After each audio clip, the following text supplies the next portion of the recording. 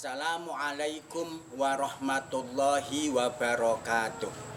Bismillahirrahmanirrahim. Alhamdulillahi rabbil alamin.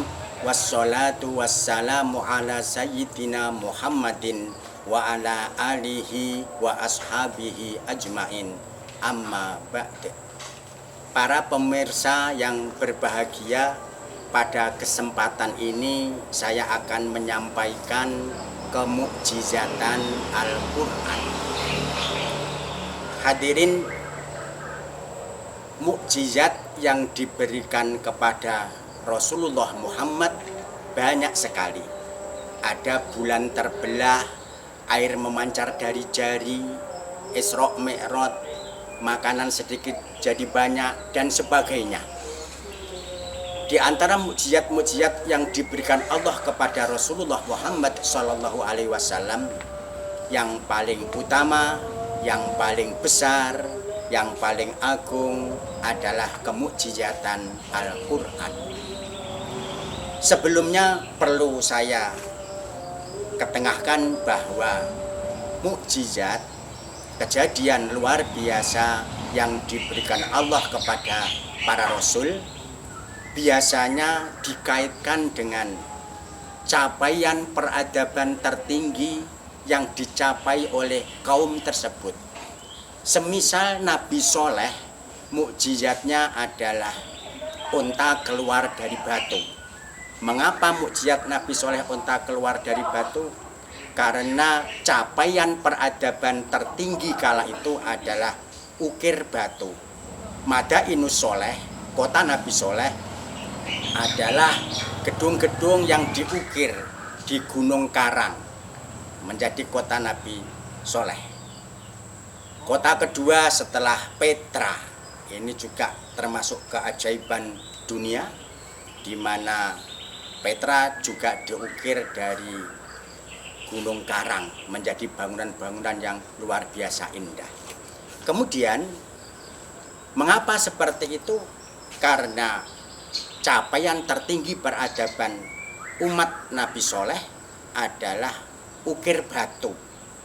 Tetapi secanggih-canggih bagaimanapun hebatnya pengukir batu yang bisa membuat bangunan indah dari batu karang, tetapi tidak akan pernah bisa mengukir unta hidup dari batu yang mati. Maksimal yang bisa dicapai adalah patung unta yang diukir dari batu. Tetapi untuk unta hidup tidak bisa. Maka mukjizat Nabi Soleh adalah unta keluar dari batu. Kembali ke Al-Quran, capaian peradaban tertinggi di setting zaman Rasulullah diutus adalah sastra. Bangsa Arab terkenal dalam bidang sastra. Setiap tahun ada lomba membuat puisi di Pasar Ukas dan Dulmajas yang pemenangnya puisinya akan digantung di Ka'bah, disebut dengan mu'allaqah. Dalam kondisi seperti itulah Al-Quran turun untuk mengalahkan capaian tertinggi peradaban bangsa Arab kala itu, yaitu sastra. Di Al-Quran luar biasa indahnya, luar biasa hebatnya dalam hal sastra. Sebagaimana nanti akan saya jelaskan dalam kemukjizatan Al-Quran yang kita bahas saat ini. Sekarang apa kemukjizatan Al-Quran? Apa hebatnya Al-Quran? Tidakkah dia berupa mushaf, kumpulan dari tulisan-tulisan dalam lembaran-lembaran kertas yang dicetak kemudian dijilid, kemudian kita baca? Hebatnya di mana? Profesor Dr. Quraisy Shihab, mufassir handal bangsa ini, menyatakan dalam bukunya Membumikan Al-Quran bahwa kemukjizatan Al-Quran setidaknya dapat ditinjau dari 3 hal. Yang pertama adalah dari aspek redaksi. Dari aspek redaksi paling sederhana adalah ketika persanjaan atau persamaan bunyi akhir dalam ayat-ayat Al-Quran. Sebut saja misalkan qul huwallahu ahad, Allahus samad, lam yalid walam yulad, walam yakul lahu kufuwan ahad. Idza waqa'atil waqi'ah laisa li waqa'atiha kadhibah khafidatur rafi'ah. Ada persamaan bunyi akhir, dan ini adalah keindahan bahasa, keindahan sastra dimanapun belahan bumi ini. Kemudian aspek redaksi juga, contoh mutaakhir adalah apa yang kita kenal dengan i'jaz adadi, kemujiatan berupa angka-angka. Semisal kata yaumun yang maknanya hari di Quran dalam 30 juz Al-Quran 114 surah, kita akan menjumpai kata yaumun dalam bentuk mufrad sebanyak 365 kali. Kata yaumun disebut di dalam Al-Quran sebanyak 365 kali, sebanyak jumlah hari dalam 1 tahun. Ini luar biasa sekali. Kata syahrun yang maknanya bulan di Quran ditutur sebanyak 12 kali, sama dengan jumlah bulan dalam 1 tahun. Ini contoh dari aspek redaksi.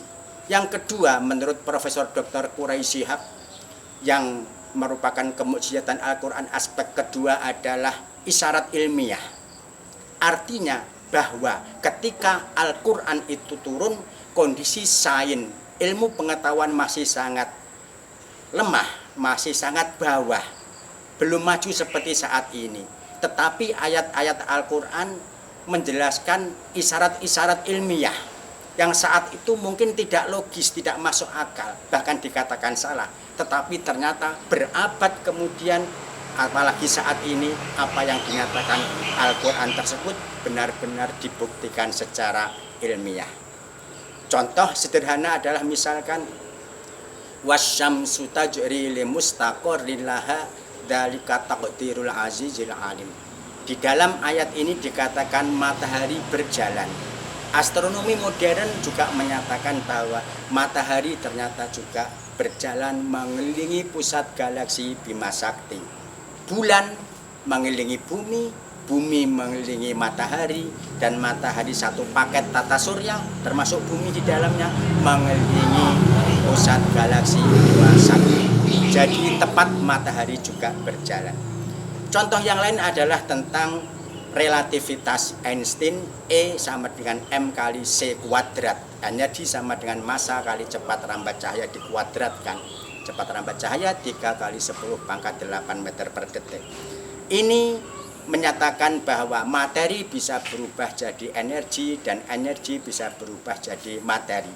Di dalam Al-Quran ada kisah pemindahan istana Bilqis dari Yaman ke Palestina yang merupakan kemujiatan di zaman Nabi Sulaiman. Jadi istana Bilqis ditransfer dalam bentuk energi, ditransfer ke dekat istana Nabi Sulaiman, dan di sana dari energi dibentuk kembali menjadi materi. Secara fisika demikian penjelasannya. Banyak sekali isyarat ilmiah sudah dinyatakan di Al-Quran dan saat ini ternyata terbukti kebenarannya. Aspek ketiga dari kemujiatan Al-Quran menurut Profesor Dr. Quraisy Shihab adalah tentang ramalan atau prediksi. Walaupun mungkin ini kurang tepat saatnya disebut ramalan, tapi apa yang ketika saat itu Al-Quran menyatakan belum terjadi, dan tapi kemudian terjadi seperti apa yang dinyatakan Al-Quran. Contoh ini adalah di surat Yunus tentang nasib jasad Fir'aun. Di surat Yunus dikatakan a'udzubillahi minasyaitonirrajim fal yauma nunajjika bi badanika litakuna liman khalfaka ayah. Pada hari ini aku selamatkan jasadmu Fir'aun supaya menjadi tanda-tanda kebesaran kami bagi umat-umat yang mendatang. Terbukti kebenarannya bahwa di abad 19 mumi Fir'aun ditemukan, dan berdasarkan otopsi dan seterusnya apa yang dinyatakan Al-Quran benar-benar terjadi, dan itu merupakan kemujiatan Al-Quran bahwa jauh hari, jauh tahun di zaman Rasulullah sudah dinyatakan jasad Fir'aun diselamatkan, dan sejarah membuktikan bahwa di abad ke-19 diketemukan mumi Fir'aun dan jasadnya juga masih utuh. Sekarang disimpan di Museum Kairo, Mesir. Demikian apa yang bisa saya sampaikan. Ringkasnya kemujiatan Al-Quran menurut Profesor Dr. Khuraisyab ada 3. Yang pertama yaitu aspek redaksi, yang kedua adalah isyarat ilmiah, dan yang ketiga adalah prediksi. Demikian, semoga ada guna dan manfaatnya. Kurang lebihnya mohon maaf. Billahi taufik wal hidayah. Assalamualaikum warahmatullahi wabarakatuh.